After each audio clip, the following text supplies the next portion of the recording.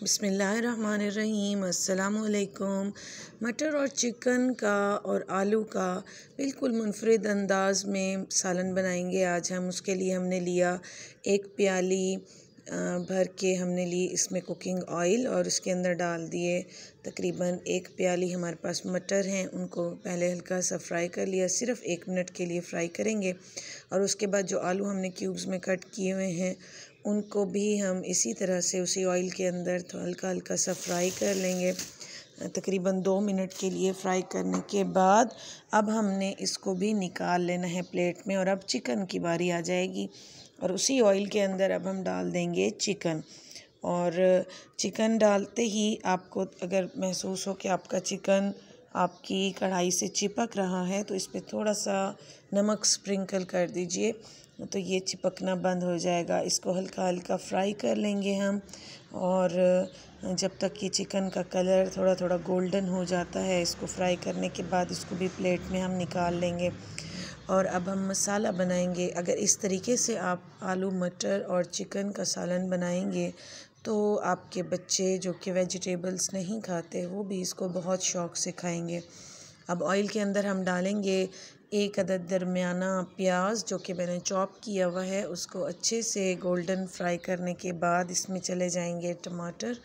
और ये 2 बड़े साइज़ के टमाटर हैं जिनको मैंने कट करके इसके अंदर डाल दिया है। इनको अच्छा सा सौते कर लीजिए और जब ये थोड़े से सॉफ़्ट हो जाएं तो आप इसके अंदर अब मसाले डाल दीजिए। सबसे पहले मैंने इसके अंदर डाला है थोड़ा सा कोरमा मसाला और तकरीबन 1 छोटी चमची लाल मिर्च का पाउडर और आधी चमची हल्दी पाउडर। नमक अभी मैंने नहीं डाला इसके अंदर।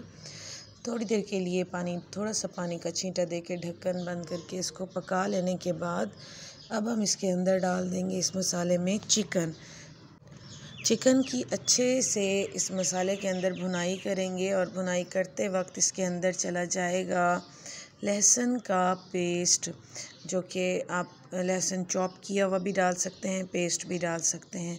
और उसको साथ में भुनाई कर लीजिए। और भुनाई करने के बाद अब जो वेजिटेबल्स हमने फ्राई की थी वो इसके अंदर डाल दीजिए, यानी आलू और मटर। और उनको भी अच्छे से इसी मसाले के साथ हम भुनाई कर लेंगे।